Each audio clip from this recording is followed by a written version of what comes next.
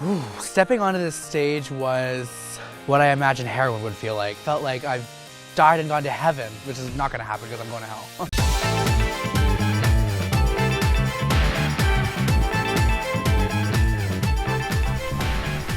Hi, my name is Boa, the bitch on Arrival, and I am from Toronto, Ontario, on season 1 of Canada's Drag Race. The most interesting thing about me, oh my god, my ability to act like an idiot. Honestly, a lot of people, a lot of queens take themselves too seriously, and I am never afraid to make myself the butt of the joke, act stupid, and always have a fun time with it, you know?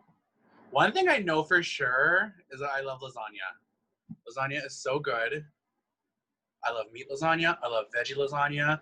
I saw at Loblaws they have a butter chicken lasagna, which I'm gonna try that. Any kinds of lasagna, it's all beautiful. When I'm in drag, I'm she, her. When I'm out of drag, I'm he, him. Anything really. Like call me whatever you want. Just don't call me late for dinner. I'm a huge slut. No, I'm just joking. I'm gay, yeah. I would say queer. I've always never kind of like really exactly fit in, especially with like among other gay men. So I guess that queer would be more of a appropriate term for me. Oh my god, you want to know how I knew I was gay? Okay, so I think I was like 5 years old or something. Eminem had a music video for The Real Slim Shady.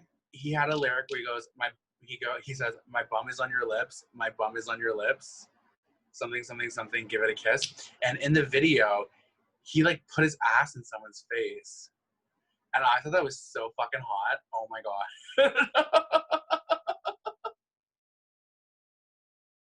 I think I was scared. And I didn't want to be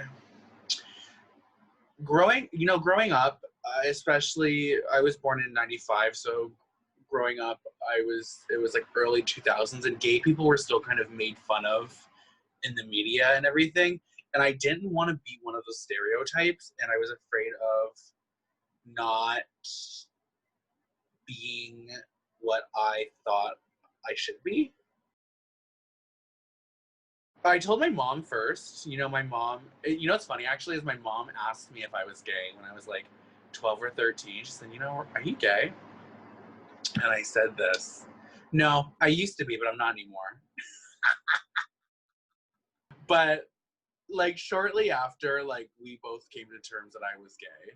She took me to see Rocky Horror in Toronto when I was in grade 5, and she let me dress up as Rocky from the floor show with a boa and a corset and everything.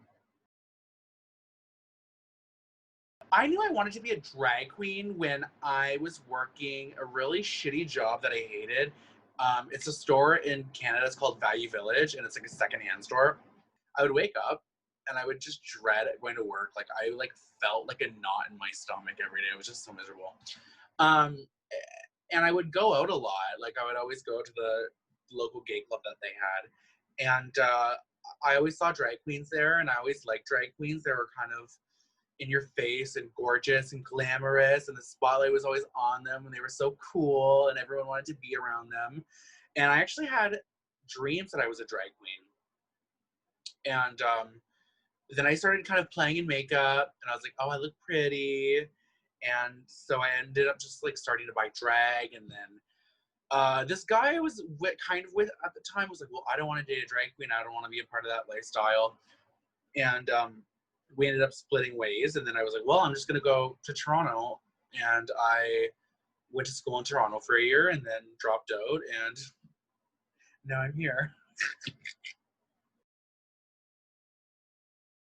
So when I came out to my dad, I came out very young. I came out in like grade 8. I told my dad, my mom already knew. I told my dad, I said, I'm gay. And he looked at me and he said, are you sure you're not bi? I'm like, sorry, Dad, I'm just a big old faggot. Yeah, he had a harder time with it at first, but he really, really came around, my mom was always so supportive as well. Like, my mom was always like, you know, as long as you're a good person and you're a contributing person in society, and you don't lie, cheat, or steal, then I love you so much, and I will always love you. And yeah, my parents love that I do drag. You know, for a while, my mom didn't really understand it, and she was supportive. Um, she was supportive, which is amazing, and she just didn't understand it right away. But she would come to my shows and stuff just to be there for me. I know my dad had a really hard time because my dad grew up. He was born in the '60s, so he grew up in a time masculinity was like, if you were a man, you had to be masculine. You had to be a certain kind of way, and he's very much like a man's man. And so, you know, like, I think he had a really hard time. But yes, my mom has always supported me a lot, and especially now, like, with my success and me being on Canada's Drag Race and seeing how much I love to do this, how much it makes me happy, and all the opportunities it brings to me. I know they're both really proud of me, and I know they both are super happy with what I do. The hardest part about coming out, I think, was fear of confrontation or fear of rejection. Like, I don't like confrontation, and getting something off your chest is hard to do sometimes. And I think that was definitely like a big part of it. I would say, you know, just figure out what kind of drag you want to do. Um, you know, all drag is valid. All drag is great.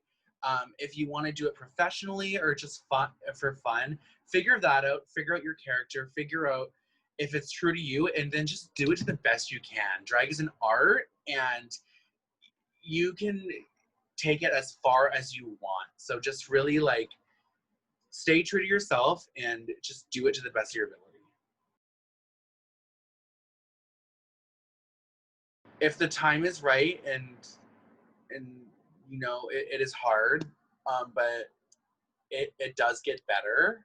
And if you feel the time is right, then do it. If you don't feel the time is right, or you don't feel safe, then wait a bit. um, Relocate if you're able to. Do what you need to do to make sure you're in the best situation. No, I would not be straight. No, no, no, no, no, no, no, no, no, no, no, no, no. The things that make me most proud about being a drag queen are my achievements. I love taking risks. If you know me and you see what I do, you know I'm always trying to do something crazy and different and out of the box. I am gonna do what BOA does, which is not the same shit that some other people do. You're not gonna get the same cute dress with a heel and a wig. Ballin' on a budget, honey. Some of these queens spend thousands and thousands of dollars on one garment. This cost me like 20 bucks. You just gotta do it smart, girl. Follow me on Instagram at BOA the Drag Queen. You can follow me on Twitter at Bitch on Arrival. I am on OnlyFans, Backpage, Facebook, YouTube, X2, X Hamster.